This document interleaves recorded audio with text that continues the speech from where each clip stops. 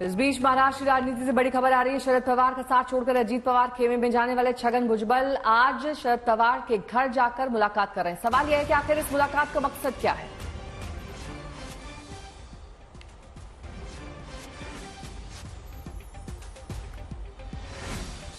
इस बीच कयास लगाए जा रहे हैं कि जिस तरह का बयान छगन भुजबल ने दिया था हाल ही की रैली में पिछड़ों को लेकर, उसी को लेकर ये मुलाकात शरद पवार के साथ है।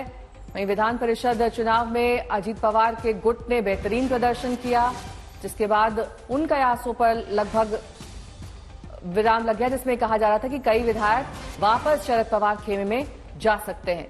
लेकिन इस बीच आज की मुलाकात बेहद अहम, क्योंकि छगन भुजबल एक बड़े नेता जो कि अजीत पवार गुट में हैं, उनकी मुलाकात शरद पवार से हो रही है उन्हीं के आवास पर।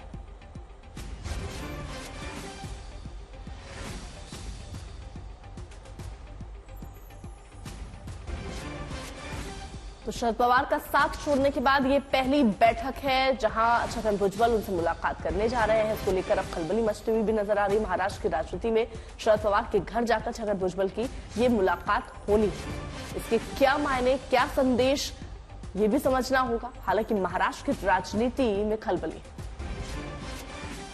ऋतिक भालेकर मेरे सहयोगी जुड़ गए हैं तमाम जानकारी के साथ। ऋतिक, आप जानकारी दे रहे थे कि मुलाकात बेहद अहम, क्योंकि हाल ही में जिस तरह का बयान छगन भुजबल ने दिया था, हो सकता है उसी को लेकर ये मुलाकात की जा रही हो। जी बिल्कुल, 24 घंटे ही हुए हैं कि शरद पवार पर छगन भुजबल ने जन सम्मान रैली जो बारामती में हुई थी कल, उसमें निशाना साधा था। कुछ गंभीर आरोप भी शरद पवार पर उन्होंने किए थे। महाराष्ट्र को एक तरह से भड़काने का काम शरद पवार कर रहे, इस तरह का बयान छगन भुजबल ने इस रैली के भाषण में दिया था। और आज इस सुबह तड़के छगन भुजबल जो है वो शरद पवार के आवास सिल्वर ओक पहुंच चुके हैं। बताया जा रहा है कि उन्हें कोई अपॉइंटमेंट नहीं दी गई थी, या तो उन्होंने कोई अपॉइंटमेंट मांगी भी नहीं थी शरद पवार से। जो सूत्र हमें शरद पवार के आवास से बता रहे हैं, उस हिसाब से शरद पवार के कुछ अपॉइंटमेंट्स सुबह की थी।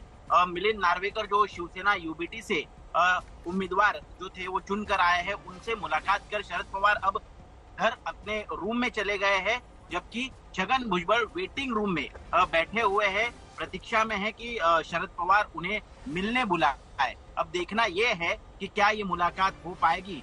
छगन भुजबल ने यह भी आरोप किया था कि कहीं ना कहीं मराठा आरक्षण को लेकर सर्वदलीय जो बैठक बुलाई गई थी, उस बैठक में शरद पवार ने फोन करने के बाद विपक्ष ने कहीं ना कहीं इस बैठक पर बहिष्कार डाला और इस बैठक से वो उपस्थित नहीं रहे। उन्होंने आना गवारा नहीं समझा।